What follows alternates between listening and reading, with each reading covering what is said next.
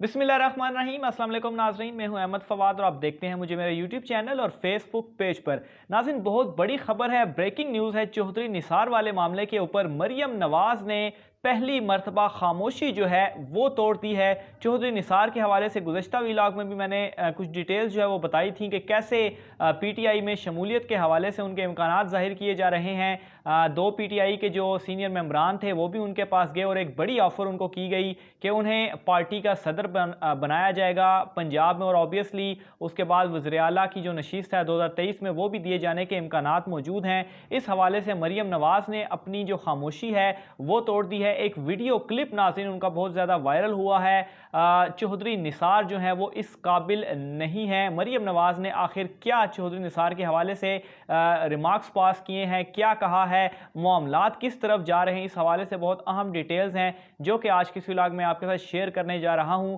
और आखिर में नाज़रीन एक छोटी सी खबर है वज़ीर-ए-आज़म इमरान खान साहब के हवाले से भी कि कितने परसेंट जो लोग हैं वो 2023 में भी वज़ीर-ए-आज़म इमरान खान साहब को सपोर्ट करेंगे। बहुत बड़ी खबर है, बहुत बड़ा सर्वे नाज़रीन, एक इंटरनेशनल लेवल का ये सर्वे है जो कि सामने आया है और ऑब्वियसली इसका जो इम्पैक्ट है वो डायरेक्ट 2023 के इलेक्शंस में जो है वो देखा भी जाएगा। सबसे पहले तो मरियम नवाज़ की जो पेशी आज इस्लामाबाद हाई कोर्ट में हुई है उस हवाले से कुछ डिटेल्स जो है वो मैं आपको बताता चलूँ कि किस तरह से केस को मुसलसल इल्तवा का जो शिकार है वो किया जो है वो जा रहा है। तो नाज़रीन मामला कुछ इस तरह से हुआ कि मरियम नवाज़ और जो उनके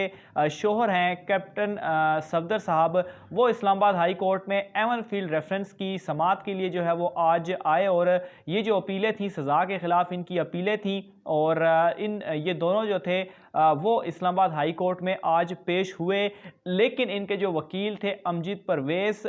वो जो है वो आज एक मरतबा फिर से इस्लामाबाद हाई कोर्ट में पेश नहीं हुए, जिस पर मरियम नवाज़ ने क्या किया वो रोस्टम पर आई और उनकी जानिब से अदालत के सामने ये मौक़िफ़ अपनाया गया कि उनके जो वकील हैं अमजद परवेज़ उन्होंने बीमारी के बायस मज़ीद पैरवी की केस की मज़ीद पैरवी से माज़रत कर ली है।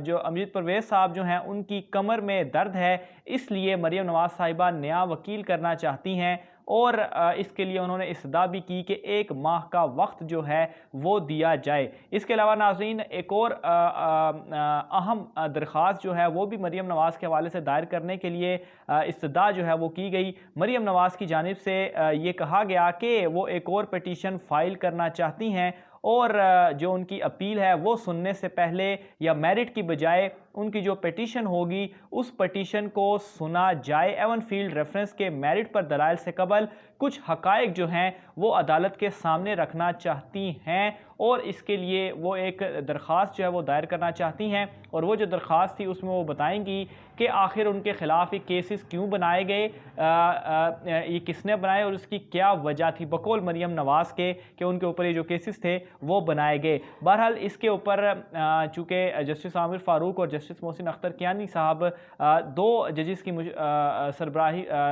2 जजिस पर मुश्तमिल जो बेंच था उसने इस केस की समाअत की, तो अदालत की जानिब से इस पर यह कहा गया कि 1 माह की जो मोहलत थी वो आपको नहीं दी जा सकती, इसलिए 1 माह वाली जो इस्तदा थी वो मुस्तरद की गई। लेकिन साथ ही ये कहा गया कि 1 हफ़्ते का जो वक्त है वो दे दिया जाता है। लेकिन ये जो केस की समाअत थी वो 23 तारीख तक मुलतवी की गई, यानी कि तकरीबन 2 हफ़्तों का वक्त मरियम नवाज़ को दिया गया। इसके अलावा अदालत की जानिब से ये भी कहा गया कि आपका ये हक़ है, मरियम नवाज़ को ये कहा कि आपका ये हक़ है कि आप जिसे भी नया वकील करें जब तक अमजद परवेज़ जो हैं वो दरख्वास्त उनके हवाले से अगर आप वो नहीं कहती कि वो आपकी पैरवी ना करें तो ठीक है, आप अपना जो नया वकील हैं वो कर लें, ये आपका हक़ है। और मरियम नवाज़ को इस हवाले से इजाज़त भी दे दी और साथ ही साथ जो दरख्वास्त दायर करने वाला मामला था उसकी भी इजाज़त दे दी कि ठीक है, आप जो नई दरख्वास्त दायर करना चाहती हैं वो दरख्वास्त भी आप दायर कर दें। और जो समाअत थी वो 23 सितंबर तक मुलतवी जो है वो कर दी गई। अब नाज़रीन मैं आता हूँ दूसरे मामले के ऊपर। चौधरी निसार वाले मामले के ऊपर। तो जब ये समाअत आज की ख़त्म हुई तो इसके बाद मरियम नवाज़ की जानिब से इस्लामाबाद हाई कोर्ट के बाहर ही मीडिया टॉक जो है वो की गई और एक क्लिप उसका बहुत ज़्यादा वायरल हुआ, जिस पर एक सवाल किया गया चौधरी निसार अली ख़ान के हवाले से कि उनके हवाले से बहुत सारी खबरें जो है वो गर्दिश कर रही हैं, बहुत सारे लोग भी उनके साथ मुस्लिम लीग नून के मौजूद हैं, अगर वो पीटीआई में शामिल हो जाते हैं या ये जो सारा मामला है इसके ऊपर आप जो है यानी कि मरियम नवाज़ से कहा गया कि आप किस तरह से रद्द अमल देंगी, जिस पर मरियम नवाज़ ने बड़े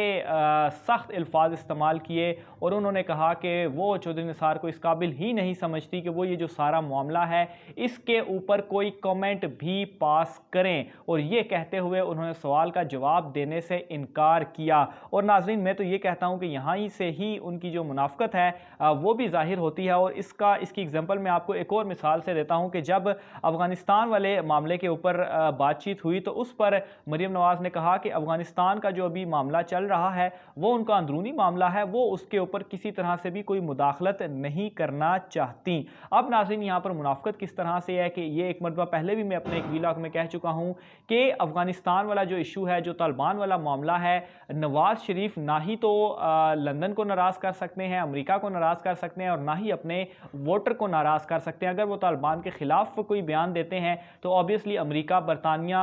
उनकी जो बेइज्जती हुई है इंटरनेशनल लेवल पे, ऑब्वियसली नवाज़ शरीफ कोई बयान देते हैं तो वो लंदन में उनके लिए मुश्किलात खड़ी हो जाएंगी। और दूसरी तरफ अगर वो पाकिस्तान में तालिबान के मुखालिफ कोई बयान देते हैं तो ऑब्वियसली जो उनके वोटर्स हैं वो उनसे बहुत ज़्यादा नाराज़ हो जाएंगे, जिसकी वजह से अभी तक मुस्लिम लीग नून की जानिब से कोई भी बयान सामने नहीं आया। हालांकि अफ़गानिस्तान कोई छोटा इशू नहीं है, बहुत अहम मराहिल से इस वक्त अफ़गानिस्तान के जो मामलात हैं वो गुजर रहे हैं, लेकिन मरियम नवाज़ की जानिब से ये कहकर बात को टाल दिया गया कि ये उनके अपने अंदरूनी मामलात हैं, वो खुद जो है वो इसको देखेंगे। इसके अलावा नाज़रीन मरियम नवाज़ की जानिब से वही आए बाएँ शाए बातें की गई कि पीटीआई हुकूमत जो है वो अभी तक डिलीवर करने में नाकाम हुई है, मुल्क में जो है वो तब्दीली ज़रूर आएगी और बहुत जल्द तब्दीली इस शक्ल में आएगी कि बहुत जल्द अवाम का जो है वो इमरान खान साहब से जान जो है वो उनकी छूट जाएगी। बहरहाल नाज़रीन ये आज की अहम डिटेल्स थी मरियम नवाज़ के हवाले से। इसके अलावा एक और ख़बर नाज़रीन गैलिप सर्वे के हवाले से है। गैलिप सर्वे के मुताबिक नाज़रीन जो अवाम से किया गया और ऑब्वियसली इमरान खान हुकूमत के हवाले से पूछा गया तो उसमें अवाम की जानिब से 70% जो अवाम थे उनकी जानिब से ये कहा गया कि पीटीआई हुकूमत अव्वल तो अपनी मुद्दत वो पूरी करेगी। इसके अलावा सर्वे के मुताबिक तकरीबन 70% अवाम ने ही